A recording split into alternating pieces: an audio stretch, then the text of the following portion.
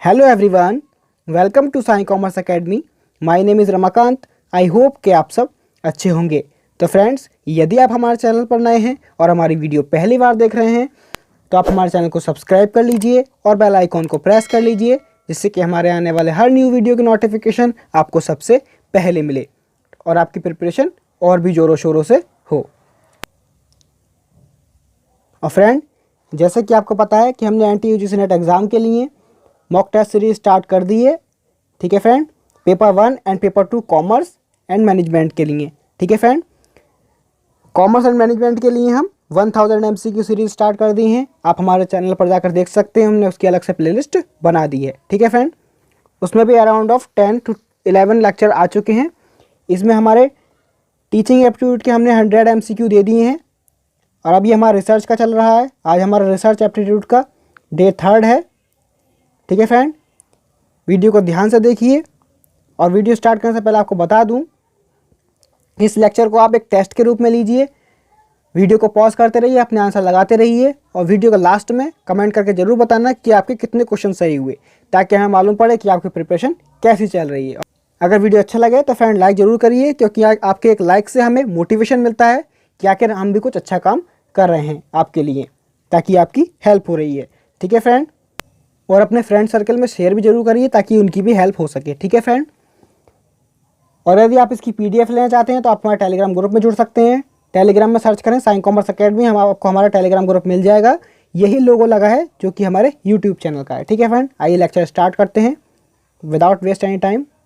21 question आपकी screen पर है और हमारे इससे प्रीवियस 2 लेक्चर ने देखे जिसमें हमने 20 क्वेश्चन करा दिए हैं, तो आप ऊपर आई बटन पर जाकर देख सकते हैं। तो आइए फ्रेंड, क्वेश्चन स्टार्ट करते हैं। क्या है? The main characteristics of scientific research is, यानी कि वैज्ञानिक अनुसंधान की मुख्य विशेषता है। ए दिया एम्पिरिकल यानी कि अनुभवजन्य, बी दिया थियोरेटिकल यानी कि सैद्धांतिक, सी दिया एक्सपेरिमेंटल यानी कि प्रायोगिक, डी दिया ऑल ऑफ द एबव यानी कि उपरोक्त सभी। तो फ्रेंड बताइए कि साइंटिफिक रिसर्च की कौन सी विशेषता है। वीडियो को पॉज करिए, अपना आंसर दीजिए। आई होप कि आपको पता होगा।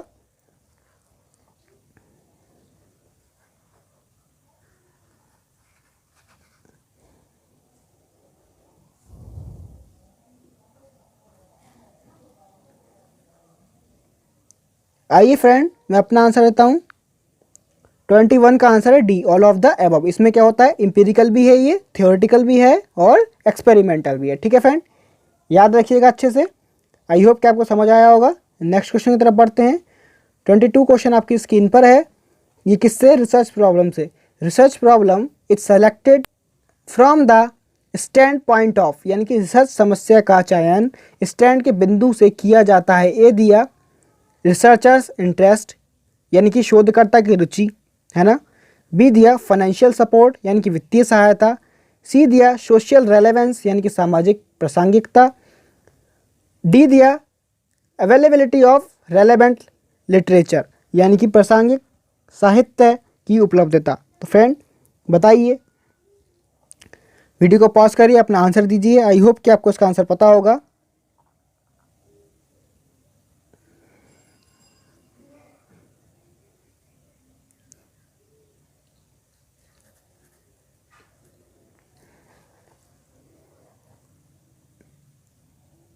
आइए फ्रेंड, मैं अपना आंसर देता हूँ।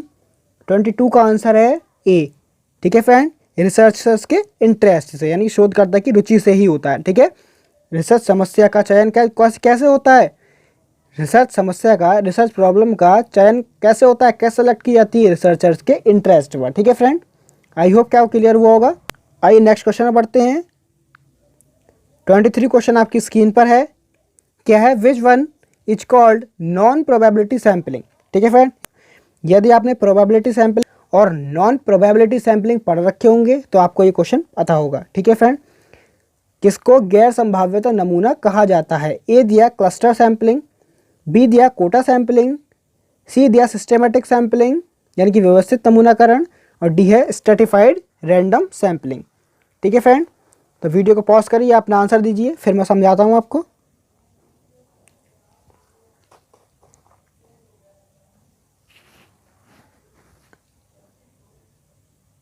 आइए फ्रेंड, मैं अपना आंसर देता हूँ।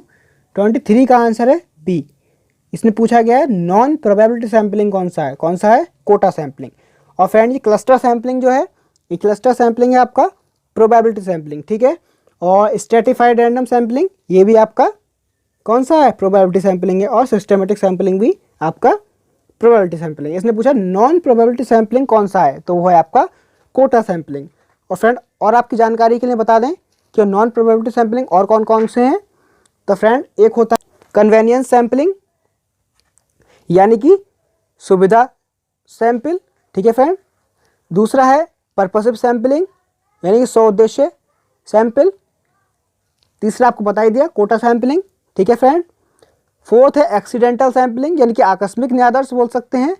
और फिफ्थ है स्नोबॉल सैम्पलिंग, ठीक है फ्रेंड। इनसे क्वेश्चन आते हैं, 2019 में भी क्वेश्चन पुटअप हुए हैं इनसे, ठीक है फ्रेंड। इसी प्रकार पूछ लिया जाता है कौन सा नॉन प्रोबेबिलिटी सैम्पलिंग और कौन सा प्रोबेबिलिटी सैम्पलिंग है, ठीक है फ्रेंड। आई होप कि आपको क्लियर हुआ होगा। आइए नेक्स्ट क्वेश्चन में बढ़ते हैं। 24 क्वेश्चन आपकी स्क्रीन पर है। फॉर्मुलेशन ऑफ हाइपोथेसिस में नॉट बी रिक्वायर्ड इन, यानी कि परिकल्पना के गठन की आवश्यकता नहीं हो सकती है, कौन से मेथड में। ए दिया सर्वे मेथड, यानी कि सर्वेक्षण विधि में। बी दिया हिस्टोरिकल स्टडीज, यानी कि ऐतिहासिक अध्ययन में। सी दिया एक्सपेरिमेंटल स्टडीज, यानी कि प्रायोगिक अध्ययन में। डी दिया नॉर्मेटिव स्टडीज, यानी कि सामान्य अध्ययन में। तो फ्रेंड वीडियो को पॉज करिए, अपना आंसर दीजिए। काफ़ी इंपॉर्टेंट क्वेश्चन है कि फॉर्मुलेशन ऑफ हाइपोथेसिस, यानी कि परिकल्पना के निर्माण की आवश्यकता कहाँ नहीं होती है। फ्रेंड वीडियो को पॉज करिए, अपना आंसर दीजिए। आई होप कि आपको इसका आंसर पता होगा।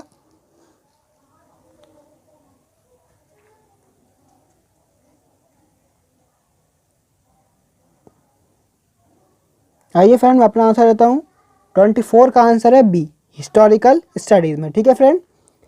सर्वे मेथड में बनती है हाइपोथेसिस, एक्सपेरिमेंटल में भी बनती है और नॉर्मेटिव में बनती है। किस में नहीं बनती, हिस्टोरिकल स्टडीज़ में, ठीक है फ्रेंड। आइए नेक्स्ट क्वेश्चन की तरफ बढ़ते हैं। 25 क्वेश्चन आपकी स्क्रीन पर है।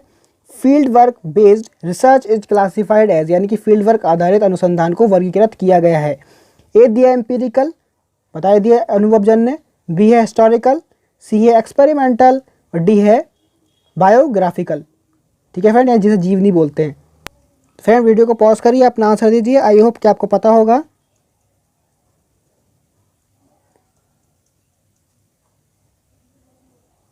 आइए फ्रेंड मैं अपना आंसर देता हूँ। 25 का आंसर है सी, एक्सपेरिमेंटल में, ठीक है फ्रेंड। इन्हें क्या पूछा, field work based research is classified as, यानी कि फील्ड वर्क आधारित अनुसंधान को वर्गीकृत किया जाता है एक्सपेरिमेंटल में, ठीक है फ्रेंड। क्योंकि आपको पता है जब एक्सपेरिमेंट किया जाता है तो कहाँ, फील्ड वर्क में होता है, जगह जगह जाकर देखा जाता है ना, एक्सपेरिमेंट किए जाते हैं, उसी को बोलते हैं फील्ड वर्क, ठीक है फ्रेंड। तो field work based research is classified as experimental, ठीक है फ्रेंड। आई होप कि आपको क्लियर हुआ होगा। आइए नेक्स्ट क्वेश्चन में पढ़ते हैं।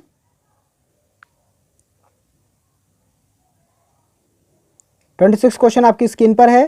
क्या है, द रिसर्च इज ऑलवेज, यानी कि शोध हमेशा होता है कैसा। ए दिया वेरीफाइंग द ओल्ड नॉलेज, यानी कि पुराने ज्ञान का सत्यापन, ठीक है फ्रेंड, ध्यान से पढ़िएगा। बी दिया एक्सप्लोरिंग न्यू नॉलेज, यानी कि नए ज्ञान का खोज। सी दिया filling the gap between knowledge, यानी कि ज्ञान के बीच की खाई को भरना। डी दिया ऑल ऑफ दीज, यानी कि ये सभी। तो फ्रेंड वीडियो को पॉज करिए, अपना आंसर दीजिए। आई होप कि आपको इसका आंसर पता होगा।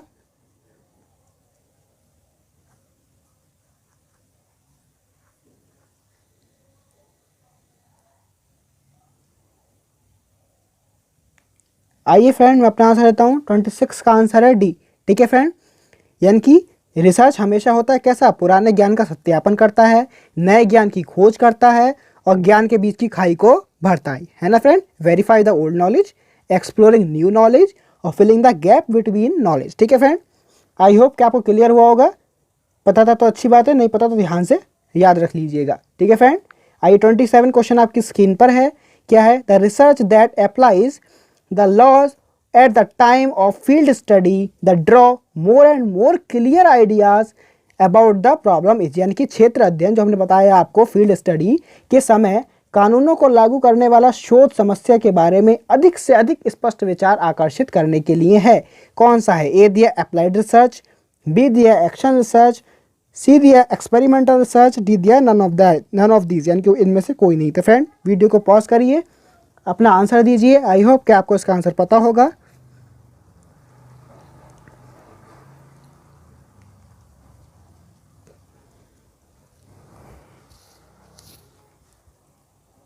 आइए फ्रेंड, मैं अपना आंसर देता हूँ। 27 का आंसर है सी, एक्सपेरिमेंटल रिसर्च। ठीक है फ्रेंड, आइए फ्रेंड इनको एक एक करके समझते हैं। अप्लाइड रिसर्च क्या है?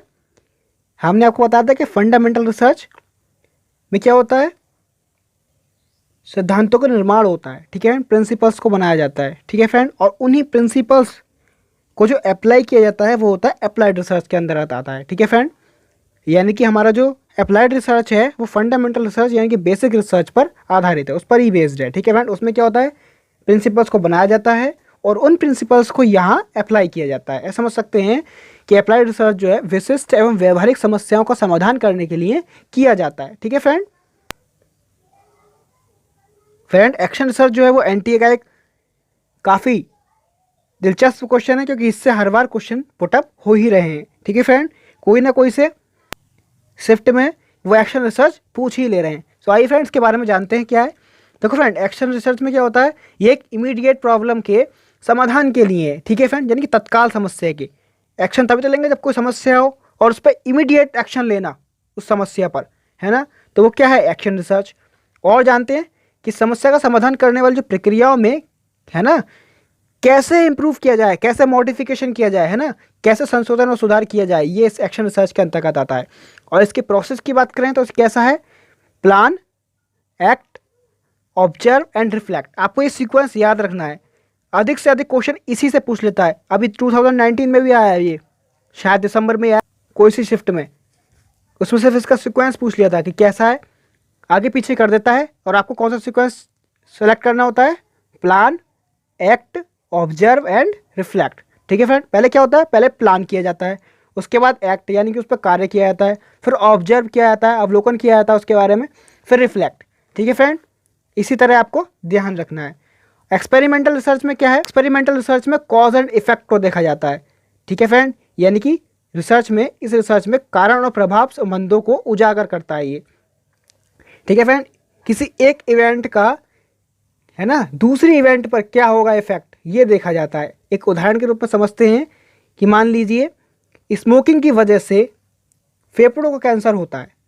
ठीक है फ्रेंड, यानी कि यह एक निश्चित कारण और प्रभाव को संबंध दर्शाता है। आई होप कि आपको क्लियर हुआ होगा। ठीक है फ्रेंड, और यहाँ पे क्या था कि क्षेत्र अध्ययन के समय कानूनों को लागू करने वाला शोध समस्या के बारे में अधिक से अधिक स्पष्ट विचार आकर्षित करने के लिए किसमें एक्सपेरिमेंटल रिसर्च में। ठीक है फ्रेंड, आई होप कि आपको क्लियर हुए होंगे ये तीनों। आइए नेक्स्ट क्वेश्चन में बढ़ते हैं। 28 क्वेश्चन आपकी स्क्रीन पर है।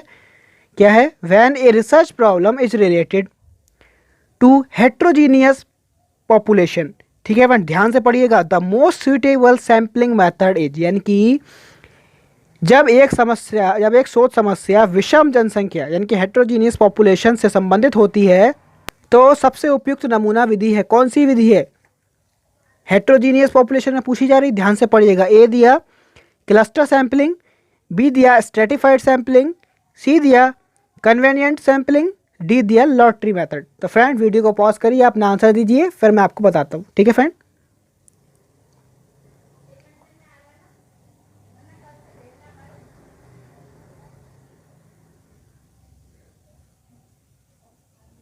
आइए फ्रेंड मैं अपना आंसर देता हूँ। 28 का आंसर है बी, स्ट्रेटिफाइड सैम्पलिंग में। ठीक है फ्रेंड, इसने पूछा जब एक शोध समस्या विषम जनसंख्या से संबंधित होती है, इनके हेट्रोजीनियस पॉपुलेशन संबंधित होती है तो सबसे उपयुक्त नमूना विधि कौन सी है, स्ट्रेटिफाइड सैम्पलिंग।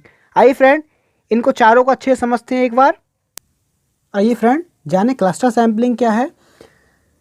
तो ये क्या है, अगर सैंपल का जो क्षेत्रफल है बहुत अधिक है, ठीक है फ्रेंड, जिसको प्रशासनिक निगरानी और एक्सपेंसेस की दृष्टि से यानी व्यय की दृष्टि से अधिक अनुपयोगी हो, ठीक है फ्रेंड, तो उसे क्या बोलते हैं, क्लस्टर सैम्पलिंग बोलते हैं, जो कि बहुत सहायक होता है। ठीक है फ्रेंड, जहाँ की पॉपुलेशन को परस्पर अनन्य समूहों में विभाजित किया जा सकता है, यानी कि उन्हें अलग अलग क्लस्टर में डिवाइड कर दिया जाता है। एक एग्जाम्पल की तरह से समझते हैं कि मान लीजिए हम नेशनल लेवल पर, है ना, ग्रामीण भारत में 10th क्लास के स्टूडेंट्स का सर्वे करना चाहते हैं। ठीक है, हम सबसे पहले कुछ स्टेट्स को सेलेक्ट करेंगे। ठीक है फ्रेंड, फिर उनमें से डिस्ट्रिक्ट सेलेक्ट करेंगे, फिर उनमें से ब्लॉक और फिर उनमें से गांव यानी विलेज के स्तर पर जाकर चयन करेंगे। लेकिन जिन स्कूलों का चयन करेंगे हो सकता है कि वहाँ की हम पूरी क्लास को ही एक सैंपल के लिए ध्यान में रखेंगे। तो फ्रेंड यहाँ क्या है, मतलब एक कोई बड़ा रिसर्च किया जा रहा है, कोई बड़ा सर्वे किया जा रहा है, तो उसे छोटे छोटे क्लस्टर्स में बांट दिया जाता है। जैसे कि हमने बताया स्टेट्स, फिर स्टेट्स के बाद हमने बताया डिस्ट्रिक्ट, है ना, फिर ब्लॉक, फिर गांव में बांट दिया। इस मतलब इस तरह से क्लस्टर्स में बांट दिया जाता है। ठीक है फ्रेंड। अच्छा, स्ट्रेटिफाइड सैम्पलिंग क्या है? जैसे कि अभी इसमें पूछा गया था हेट्रोजीनियस पॉपुलेशन, है ना, यानी कि प्राय जब हेट्रोजीनियस पॉपुलेशन होती है तब हम स्ट्रेटिफाइड प्रोबेबिलिटी सैम्पलिंग का उपयोग करते हैं। ये इस बात को ध्यान में रखकर किया जाता है कि जो सैंपल को पॉपुलेशन का प्रतिनिधित्व पर्याप्त रूप में करना चाहिए। ठीक है, जो हमने सैंपल लिया है वो पॉपुलेशन का मतलब पर्याप्त प्रतिनिधित्व करना चाहिए, यानी कि रेशियो एक होना चाहिए, बिल्कुल सेम होना चाहिए। जो हमारा पॉपुलेशन में था वही हमारा सैंपल भी होना चाहिए। और इसके लिए यह आवश्यक है कि सैंपल का जो स्टैंडर्ड डेविएशन है ना, कि पॉपुलेशन को समावयी स्तरों में विभाजित कर लेते हैं। मान लीजिए यदि किसी विद्यालय में, किसी स्कूल में शहर और गाँव के से छात्रों का 40:60 का रेशियो है, ठीक है, तो यह सुनिश्चित किया जा सकता है कि सैंपल में भी यही रेशियो होगा, यानी कि 40:60 का होगा। ठीक है फ्रेंड, तो यही समझाने की कोशिश करी गई है कि इसमें सैंपल की इकाइयों के मान का जो रेंज है, जो प्रसार है, कम हो जाता है, जिससे स्टैंडर्ड जो एरर है कम हो जाती है। ठीक है फ्रेंड, इसलिए यह विधि सबसे ज़्यादा उपयोग में ली जाती है। अच्छा, कन्वेनिएंट सैंपलिंग क्या है? यानी कि सुविधा सैंपल जिसे हम बोलते हैं। शोधकर्ता रिसर्चर जो है वो अपनी सुविधा के अनुसार पॉपुलेशन का एक भाग सैंपल के रूप में सेलेक्ट करता है, जिससे जानकारी लेना सबसे आसान हो, है ना, तब भी हम इसको सुविधा निर्देश यानी कि कन्वेनिएंट सैंपलिंग कहते हैं। लेकिन यह विधि पक्षपात की दृष्टि से त्रुटि से रहित नहीं है, इसमें पक्षपात का भाव आ जाता है। ठीक है फ्रेंड। और लॉटरी मेथड क्या है? लॉटरी मेथड जो होता है वो रैंडम सैंपलिंग का ही एक पार्ट है। ठीक है फ्रेंड, इसमें से मान लीजिए एक रैंडमली कोई भी सैंपल उठा लिया जाता है। मान लीजिए जैसे आप लॉटरी को देखते हैं, ठीक उसी प्रकार यहाँ भी होता है, जो भी सैंपल उठा लिया जाता है उसी का उपयोग फिर रिसर्च में किया जाता है। ठीक है फ्रेंड, आई होप कि आप समझ पाए होंगे। ठीक है फ्रेंड, और यहाँ जहाँ आ जाए कि हेट्रोजीनियस पॉपुलेशन संबंधित है वो है स्ट्रेटिफाइड सैंपलिंग। आइए नेक्स्ट क्वेश्चन की तरफ बढ़ते हैं। 29 क्वेश्चन आपकी स्क्रीन पर है। The process not needed in experimental research is, यानी कि प्रयोगात्मक अनुसंधान में आवश्यक प्रक्रिया नहीं है। अभी हमने आपको थोड़ी देर पहले एक्सपेरिमेंटल रिसर्च बताया था। ए दिया ऑब्जर्वेशन यानी कि अवलोकन, बी दिया मैनिपुलेशन एंड रेप्लिकेशन फेर और प्रतिकृति, सी है कंट्रोलिंग, डी है रेफरेंस कलेक्शन। तो फ्रेंड वीडियो को पॉज करिए, अपना आंसर दीजिए। आई होप कि आपको इसका आंसर पता होगा।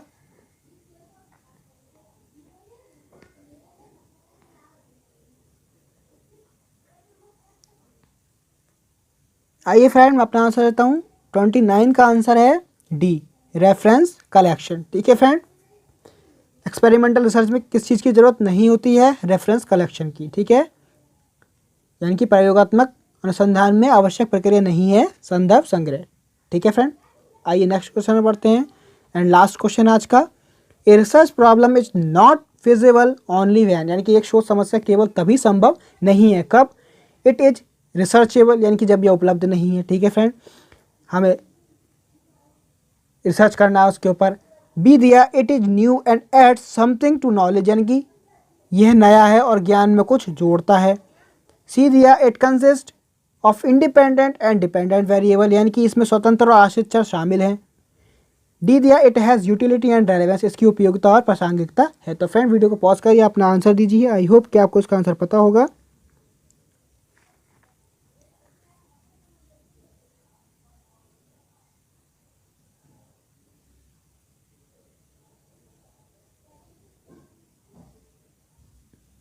आइए फ्रेंड मैं अपना आंसर देता हूँ। 30 का आंसर है सी, यानी कि it consist of independent and dependent variable, इसमें स्वतंत्र और आश्रित चर शामिल है ना। क्या पूछा, एक शोध समस्या केवल तभी संभव नहीं है जब इसमें स्वतंत्र और आश्रित चर शामिल है। ठीक है फ्रेंड, तो फ्रेंड कैसा लगा आपको हमारा लेक्चर, प्लीज़ कमेंट बॉक्स में ज़रूर बताइए, अपने फीडबैक जरूर दीजिए और आपके कितने क्वेश्चन सही गए यही बताइए, ताकि हमें मालूम पड़े कि आपकी प्रिपरेशन कैसी चल रही है।